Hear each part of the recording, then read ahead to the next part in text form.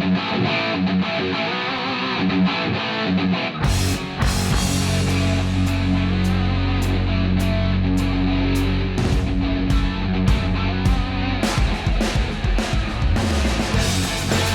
Nerdcast Empire is on the air. It is Wednesday, February 26, 2025, and it is the midweek edition of the Nerdcast News Report. I'm Matt in the studio. Great to have you along with us.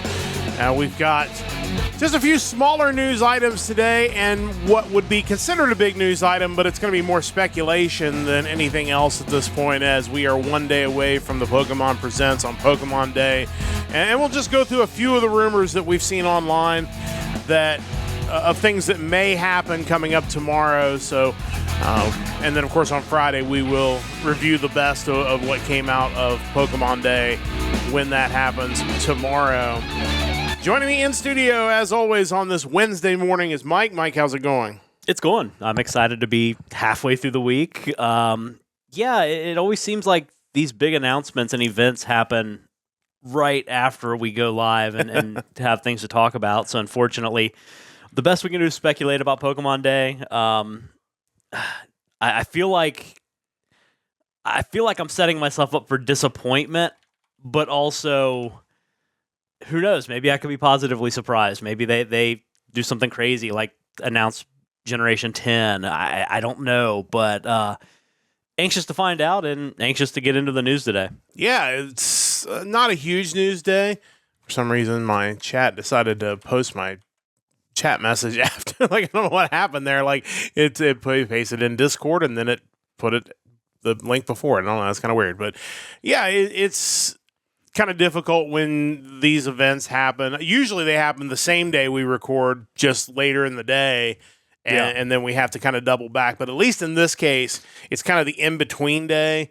So I think that kind of gives us time to talk about it over 2 days, where, today we're going to try to speculate on exactly what we think is going to happen, or what the experts, the so-called experts, think is going to happen. And then we can come back on Friday and really kind of recap and see, is it going to be disappointing? Is it going to be, there are going to be some really cool stuff that's going to be announced there. I think we'll kind of have a better idea of that coming up tomorrow. But as we jump into that first story, and it really, like I said, it really isn't a story as much as it is just kind of educated guessing at this point, is, of course, Pokemon Day coming up tomorrow. And really this is an interestingly timed one, because we all know and have talked about extensively on this podcast that Nintendo has a very large direct at the beginning of April, where they're going to give, presumably, everything we're going to need to know about the Switch 2, the release date, possibly some new titles that'll be coming out.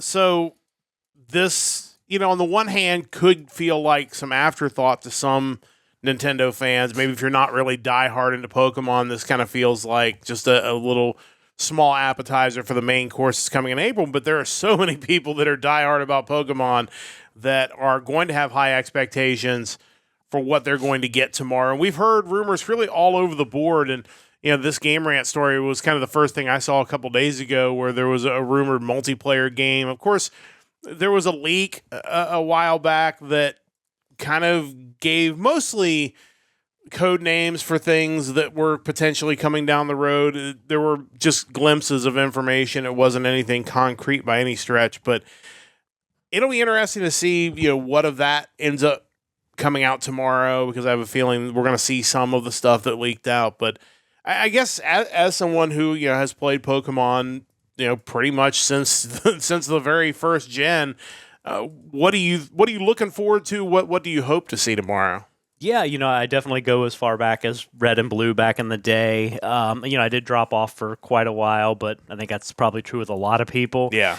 That being said, you kind of look back to last year's Pokemon Direct, Pokemon Day, where we had the first announcement of Pokemon Legends ZA, which is supposed to be coming in 2025. They had announced Pokemon Trading Card Game Pocket, which has been a pretty big hit, I believe. Which I do have that on my phone. I don't use it any more than just the occasional pull it open and rip open a fake pack of cards. That's really about the extent of the excitement there for me. But and then of course the updates to all their existing live service games that are going on, whether it's Unite or Go or what is the cafe game, which doesn't really interest me at all, but it's out there. Yeah, they mentioned leaks that kind of happened late last year that mentioned a Pokemon Synapse code name, suggesting that it's kind of a multiplayer battle focused game, might have some similarities to Splatoon. Another leak had suggested that players would be using ride Pokemon and using them to fight Pokemon and other players. So we'll see what that is. That could be interesting. It would be kind of wild if it was similar to Splatoon, simply because obviously we're now, a year or so removed from Pal World hitting and becoming a big deal, and now Nintendo actually going after Pocket Pair and the Pal World team for stealing some of their trademarked or licensed IP. Other things I think we might end up seeing is more info on Legends ZA. I'd like to see some gameplay there, maybe, and an actual concrete release date. That game takes place in the Kalos region, which is where Pokemon and XY happened. Kind of like Legends Arceus, it's a past version of that city. They did confirm that Mega Evolution would be in that game. And then you have some of the kind of far-fetched rumors.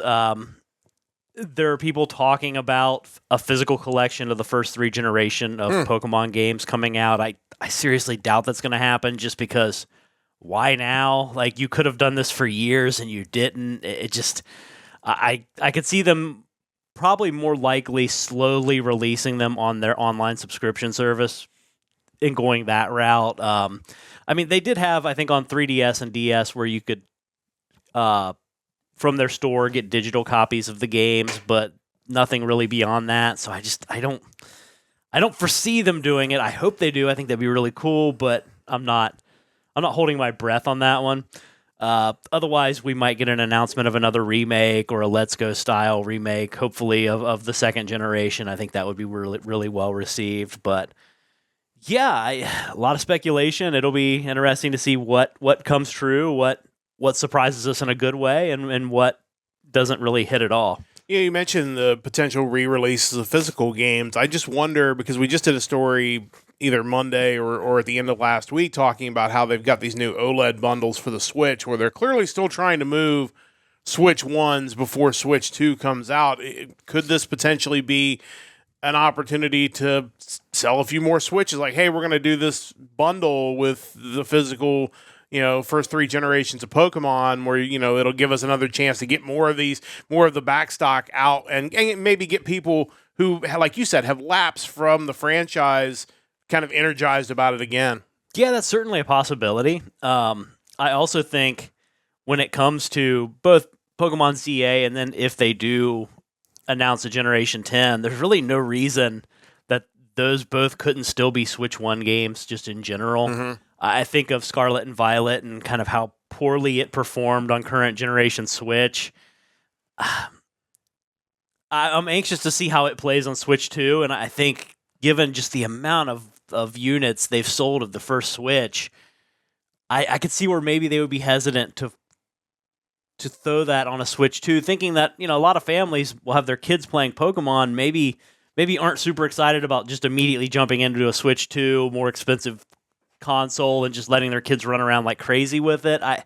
It's hard to say, but yeah, certainly with them, anything's possible, and whatever they decide is bound to make a lot of money. Yeah, and Screen Rant's got a really good kind of top 10 possible rumors mention, more trading card upgrades, new trading cards, maybe even new Pokemon potentially, some other sequels to things that have been released already. So go check that out. It kind of gives you a rundown of what we might see, but it should be interesting. Nintendo's been doing some great things, and Pokemon Day, and it's always been something that has been pretty newsworthy. I mean, to varying degrees over the years, but it kind of feels like Pokemon is as strong now as it's ever been. And, we just did the story a couple weeks ago about them doing this, collaboration with Major League Baseball, and they're going to be doing Pokemon Go events at Major League Baseball ballparks across the nation. And I'll be interested to see if maybe we get news of more collaborations like that. I mean, we're going to talk in the Empire Express about another One Piece collaboration. Yeah. Maybe this is a direction that these companies are going, like, hey, let's, sports are popular here. Let's maybe do a Pokemon Go with the NHL or Pokemon Go with the NBA and see if we can tie more of these together and make it a win-win for everybody. Yeah, and I think if you're someone who maybe has dropped off of Pokemon or have never really been into it from the beginning, it's worth a watch just to gain an understanding of just the scope and the size of the Pokemon franchise. Like, it's truly staggering, and some of the announcements you're going to see, you're going to be like, wow, I didn't know that was a thing, or that was a thing. Will there be a new live action movie? What are they doing with the anime? Will there be fashion collaborations? Because that kind of thing seems to be a big deal now. I know, like, Final Fantasy XIV has some big collaboration with some designer, and their hands are in so many different realms. It's just wild to see when you consider kind of the humble beginnings they had back in the mid to late 90s. It almost feels like it's its own mega company alongside Nintendo. It's like, it is under Nintendo, but it almost feels like two giants kind of working together. But we'll certainly have the news on Friday morning at 8:30 a.m. Eastern time with the Friday edition of the Nerdcast News Report. We'll tell you everything that happened from Pokemon Day, and we'll tell you what we think of it. So it should be interesting to see what kind of news comes out of that on Thursday when that event breaks. Let's jump into another news story, just some smaller stuff here, kind of from here on out. And NXT, as we mentioned a couple weeks ago, they were in Cincinnati last night, and it was another huge event at the Andrew J. Brady Music Center. Obviously we can get into some of the results specifically, but just kind of the feel of NXT when you see, the crowd reactions, when you see some of the things they're doing. I'm not sure, even in the black and gold era, and people will always be fond of that, so it's almost blasphemous to say this era might be better, but this era feels like it has the perfect balance between the people who can really go in the ring and the characters that are going to allow them to get over on a large scale on the main roster, and it's impressive what the staff there has done. You got to watch NXT. I only got to see the highlights, but your general impressions, anything that really stood out from that episode last night? Yeah, I think first and foremost, you mentioned the crowd, and they were on fire all night, even to the point where watching it on television was annoying because how many times they had to bleep the crowd. But I think one of the big differences right now with NXT compared to the black and gold era is that it doesn't feel like it exists in a vacuum. It's like you have the collaboration with TNA. You know that there's going to be main roster support for the characters you're creating. They're not just going to move up and become something totally different and peter out and die. And I think in the black and gold era, there was that one little glimpse of hope that quickly died. But for the most part, you were watching it thinking, this is great, and I don't think you feel that way anymore. I would also argue that the people who are on the top now are better equipped for success on Raw and SmackDown because I think you have a crop of stars who,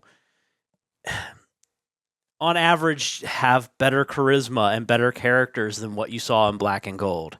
The show last night was incredible. I think all the in-ring action was above average at the least. Carmen Petrovic and Stephanie Vaquer, great match to open it up. Like, Vaquer's always impressive, but I think Carmen really looked good in that match last night. I haven't watched Moose wrestle in quite a while, but he and Lexis King both put on a tremendous match and both really impressed me. The pop for the Hardys was amazing and well-deserved. I think, notwithstanding kind of the way Jeff left the company last time, I think it kind of shows, for one, just how willing WWE is to say, hey, we get it, but we still want to work with you guys in some capacity. And they even dropped new merch yesterday. Yeah. So undoubtedly one of the greatest tag teams of all time and a team that existed in an era that people will always look back on fondly. Mm-hmm. So great to see them back in there. And who knows, maybe we'll get one more run out of those guys. As far as kind of the rest of the show goes, you had Trick Williams teasing a heel turn, which I think might help just because you're bringing in some new baby faces. His character feels like it doesn't have a whole lot going on anymore. The Eddie Thorpe feud's fine and all, but I feel like if nothing else, it might be a vehicle to give you a more ruthless, darker Trick Williams, which I'm totally in favor of. Yeah. Then Ricky Saints looked fine in his debut. I think they did a great job pairing him with Javon Evans, and I really like the pairing of Ethan Page and Wes Lee. So we'll see where we go, but NXT is always just so solid. Yeah, it's really just a great program. We had a lot of things teased, potential title versus title on the women's side with Vaquera and Julia. We were going to get Fraxium taking on the Hardys for the TNA titles at Roadblock.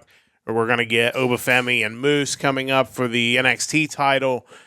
There's just so much stuff going on and so much stuff being booked ahead. And you're seeing them get out on the road and do these shows, in Cincinnati with a smaller crowd, but a very loud, engaged crowd that clearly came to be entertained. And I think that is the reward, even more so than Raw and SmackDown, and certainly more than AEW at this point. These crowds are rewarding NXT for just kind of making it through the crap that was 2.0 and coming out the other side and putting on a weekly program that is always entertaining. Some of it might not be great, but they're always doing something entertaining, trying new things, and it makes it the easiest 2-hour watch on television each and every week.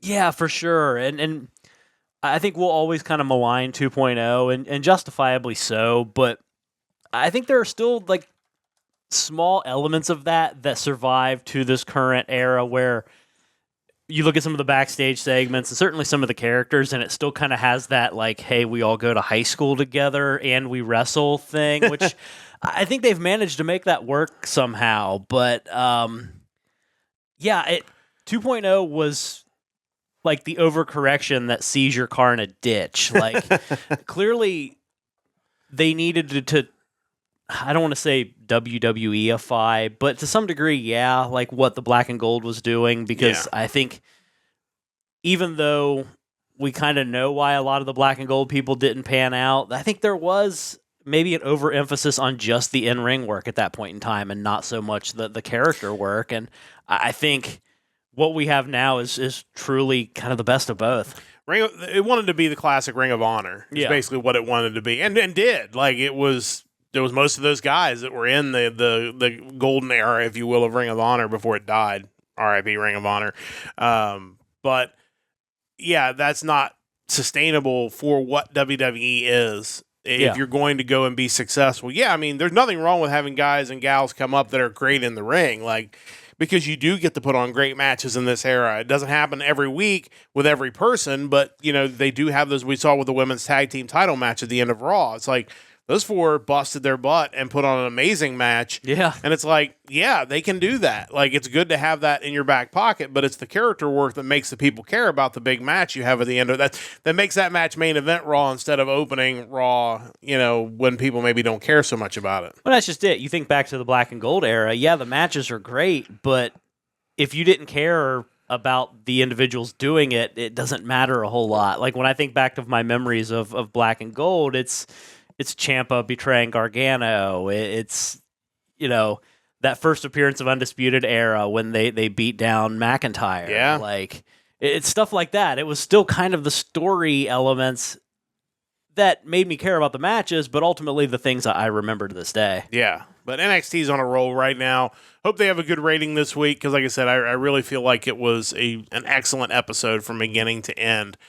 Going to jump to kind of an evergreen story that I've been saving for a couple weeks for a day where maybe news was a little on the light side. That's kind of what you have to do sometimes in the podcasting business. But a story from CBR, Japan revealing its top heartwarming anime that made you cry in a new survey. And admittedly, this isn't necessarily your favorite type of anime. I don't know if anybody says that this is their favorite type of anime. If it is, you probably need to seek help. Possibly. Like, why would you want to put yourself through that? I would say that I probably will watch these shows maybe on a little higher frequency. Now, having said that, as we look at this list, which is on the screen now, and we'll run down it for those who are listening audio only, there are definitely more of these shows on the list, I think, than you thought you were going to be able to say, hey, I've seen that show. It's a pretty good list of shows.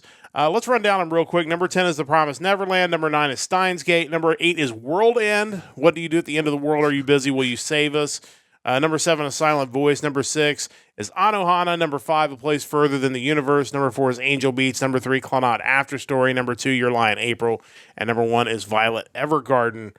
Thoughts on this list? Because I think you were a little surprised to see more than a couple shows that you had watched on here. Yeah, considering I don't go out of my way to watch anything that I think there's even the remotest possibility of being sad while I watch, I'm surprised. That being said, I think if you came up with any kind of top 10 list of anything, 3 out of 10 is probably about where I'm sitting as far as I mean, I watch what seems, I mean, if you look at my 2024 watch history, I probably watch more mid shows than I do critically acclaimed shows. So the fact that I landed with 3 out of 10, those 3 being Steins Gate, World End, and Angel Beats, I can live with that. I think those shows, certainly Steins Gate, holds up as just a great show, whether you cried during it or not. Yeah.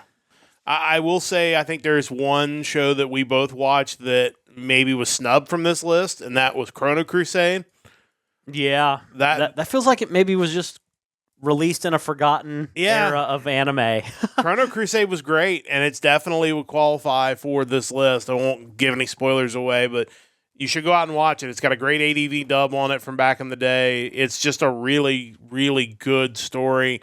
But it should be on this list somewhere. I mean, I think at first you'll cry because it has no relevance or connection to Chrono Trigger. Yes. I think once you find that out, already you're a little disappointed. It ends up being more about demons and exorcists, and it's still sad, but not a whole lot of time travel going on. For me on this list, I've seen Clannad After Story. That show broke me. I still remember one of our former tennis players. I gave her this anime because she was an anime fan, and she just sent me a message back like, why did you do that to me? Because somebody else had to. It's an amazing show that is equal parts funny and charming as well, which is, again, you talk about story. How do you make something really sad? You have to make the characters really fun and really enjoyable. You have to care about the characters for when you do bad things to them later, it adds the impact. Angel Beats is a similar story. I have seen the first 2 episodes of Anohana. Anohana is the only one on this list that I've seen that I cried in the first episode that I watched. That's why I haven't gone back and finished it, but I do need to because it's kind of critically acclaimed. World End was kind of out of nowhere because I really didn't think that was going to be a sad show at the end, and that one took a left turn, and I was bummed because I really enjoyed everything about the show up until the end of it. Yeah, it was one of those shows that you would have liked to have seen more of it, but man, the way they ended it, you're just like, yeah, they're probably not revisiting this. No, which is a shame because I like the characters. I thought the dub was great. Like the world was really cool. Like I feel like they missed an opportunity to do 3 or 4 seasons of that. Like so many of these other light novel shows, like you're leaving money behind by doing this. But Steins Gate obviously is an all-time classic. But yeah, I don't know. Mentioned in the chat, Silent Voice that's one that I know is definitely earns its place on this list. But really good stuff. Violet Evergarden's one I would like to check out. Your Lie in April as well. So. Now that I know that it's on this list, I probably won't. Possibly. Maybe it doesn't jump to the top of your queue after seeing this list. It's got a good open. It does, for sure. So does Your Lie in April. So does Clannad. So does Angel Beats. Like, evidently, it's like, we're going to have this really sad show. We need to bring in Lisa, or we need to bring in, the World End used Scarborough Fair as the open to the show, like a cover of that. So Steins Gate, obviously great. The Promised Neverland, a really good open. So. What would be interesting is if they could create a list similar to this, where it's like shows that are similar to these shows but aren't tearjerkers, but still kind of hit the same notes. I think I would probably be more inclined to go after something like that. Sure. Or maybe they look like they're going to be sad, but they have a happy ending and everybody lives happily ever after. Like, something like that. But, just if you're into that type of show, or maybe you just need to balance out your light novel, romantic comedies, here's a list of really good shows that might be a little bit on the sad side. Finally, one more story, and this one, kind of borrowing this from our music episode because we were kind of short on stories, but this is always worth talking about. The lineup for Rocklahoma has been announced August 29th through the 31st in Pryor, Oklahoma. Always a big event, and I think you look at the list of bands, and certainly there's a lot of big hitters on there. The headline mentioning Shinedown, Five Finger Death Punch, Breaking Benjamin, 3 Days Grace as headliners. We're going to get first-time appearances by Marilyn Manson, Alice Cooper, Bruce Dickinson, 311, Knock Loose, Tom Morello, Marky Ramone, Orianthe, and Waves in April. So, obviously, we talked a little bit about it before we went on the air today, but Rocklahoma always seems to come through with just a really outstanding lineup, not just of headlining type bands, but also kind of the secondary bands that maybe more speak to the type of music we enjoy, maybe a little bit more than the secondary bands at Sonic Temple, for example. Yeah, I don't follow Rocklahoma typically, but I was kind of under the impression that initially they were more of kind of a classic rock thing and weren't as much into like the top tier current maybe not super current, but not too far removed acts. But yeah, kind of comparing it to Sonic Temple, it's definitely not at that same scope, I don't think, but I certainly wouldn't mind seeing Shinedown at some point. 3 Days Grace, Breaking Benjamin. Looking through the list of the acts that they've announced to this point, I wouldn't mind seeing Manson just to say I did it. Yeah. He's kind of on that same level as people like Alice Cooper and Bruce Dickinson, where you just want to check them off the list, if nothing else. Kind of wild to see Trickster there. I think that would be kind of cool to see. Yeah. As well as The Darkness and Mike Tramp's White Lion. I kind of like that you do have some of those 80s and early 90s acts that I think Sonic Temple maybe didn't lean into as much. But yeah, I'm just kind of trying to figure out why they don't just change the name of Oklahoma to Rocklahoma, because that would be a so much better name for the state. For sure. It makes me a little sad for Mike Tramp's White Lion that it's like 4 spots below Van Halen.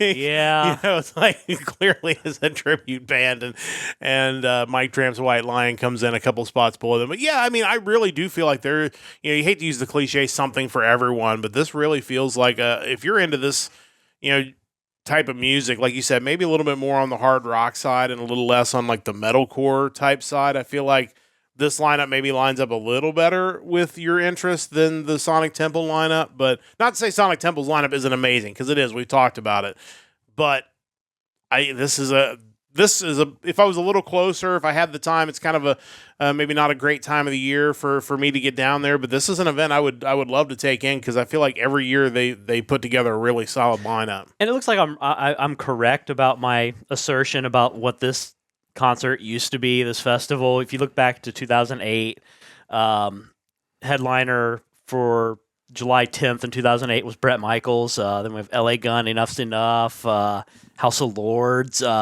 The next day, Armored Saint, XYZ, Kingdom Come, Night Ranger, Triumph, Extreme. Wow, can I get a time machine and get back? Yeah, that would have been a pretty great show. The next day, Warrant, Kicks, Black and Blue, Pretty Boy Floyd, Trickster. Yeah, so, that was kind of where they started, is one of those kind of, and there were several of those festivals back then that were really kind of cashing in on that renewed interest in kind of the classic 80s hard rock metal sound. Like M3 did it as well. I think there's a market for that when you get a lot of those bands together. That's a lot more enticing than maybe seeing them individually. Yeah, for sure. I think anytime you get a lot of those groups together, I think certainly a little more bang for your buck if you're interested in checking those groups out. But check out Rocklahoma if you're in the area. Certainly will be another really great show coming up. Ready to wrap this thing up with the Empire Express. Let's do it. All right, as expected, The Rock's appearance on SmackDown was a big draw. According to WrestleNomics, Friday's episode averaged 1.736 million viewers, a 22% rise over the previous week, and a larger audience than the last episode on Fox. This is why Dwayne gets to do what he wants, right? Yeah, absolutely. WWE is a company that's built on characters and stars, and I don't know if there's a bigger one at this point than The Rock. At the very least, I know he can't wreck what he potentially wrecked last year. For sure. I'm more interested in where they go with this, because I think there could be some fun character work for Cody in the future if they don't completely blow it. The next One Piece American sports collaboration happens on Friday when they have a crossover event with the Los Angeles Lakers. Lakers host the Crosstown Clippers on One Piece game night. Where does Monkey D. Luffy show up next? I mean, hockey, maybe. I don't know. Like, are we going to get him, at a Cincinnati Bengals game, potentially? Yes. Like, why not? Like, these are fun, and they're harmless, and obviously the Lakers aren't having any trouble drawing fans because they're really good this year, and LeBron James is evidently immortal or a vampire or something. He just gets better every year, but just kind of a cool event for anime fans out in LA who want to check out the Lakers-Clippers game coming up this week. Social media account for the anime Rising of the Shield Hero announced the 4th season of the show will debut in July of this year. Are you excited for more Shield Hero? I think I am. I've said before that I felt like the show peaked in the first season, but I've enjoyed everything since. I'm kind of anxious to see where the characters go and how more absurd and ridiculous the show gets from here. News out of Japan that Sony has become the second largest company in Japan by market cap. It has reached $153.87 billion in market cap, passing car manufacturer Mitsubishi, which currently sits at $150.07. They got a ways to go to catch Toyota, which is $80 billion ahead of Sony. Probably means they're going to swallow up more companies, doesn't it? Yeah, probably. That's how they're going to make up that $80 billion. They're going to find $80 billion worth of companies to probably eat, unfortunately. But obviously Sony doing some good things with PlayStation 5 and stuff like that, but obviously the Crunchyroll stuff and other companies, maybe not so much. Not necessarily good news overall. Finally, Mr. Big played the final show of its big finale tour on Tuesday at the Nippon Budokan in Tokyo. The band swears this is going to be the end. Think they stick to it, or do you think we see more Mr. Big down the road? Yeah, it's hard to say. These guys all seem to be fairly active in other projects and out there still doing it. So while maybe they just don't feel like getting back together, you get the feeling if that mindset ever shifts, they're all going to be still going at it, and there's no reason to not revisit it. And who knows, maybe they can do a song for some new Hellsing project. Hey, why not? That'd be a lot of fun. And I hope they do, just because that's one of those bands I've always wanted to see and never really got the chance. And incredibly talented band. If you haven't checked out Mr. Big, obviously you may not be able to check them out in person, depending on what happens, but definitely go back and check out their catalog. And if you want more music like that, tune in Sunday night for Music Weekly. We talk about some of the best rock and metal, and we'll be doing that again this Sunday night with the music of February the 14th. But that is going to wrap up this edition of the Nerdcast News Report. You're all set for the middle of your week as we go charging toward the weekend, as the weather continues to be gorgeous here, which is a nice change. All the snow's melted away, so it just puts everybody in a good mood as we head through the middle of this week. A reminder, we'll be back on Friday with the end-of-week edition of the Nerdcast News Report. We'll be talking about what happens tomorrow at Pokemon Day and what other news items we find between now and then we'll have for you on Friday on the Nerdcast News Report. Big thanks to everyone for joining us. Big thanks to the crew as well. Big thanks to Mike for joining me as well. Big thanks wherever you're listening, wherever you're following us. We really do appreciate that. And that is going to wrap things up. We'll be back again on Friday, 8:30 a.m. Eastern Time with another episode of the Nerdcast News Report. Until then, don't forget to join the Empire, the Nerdcast Empire.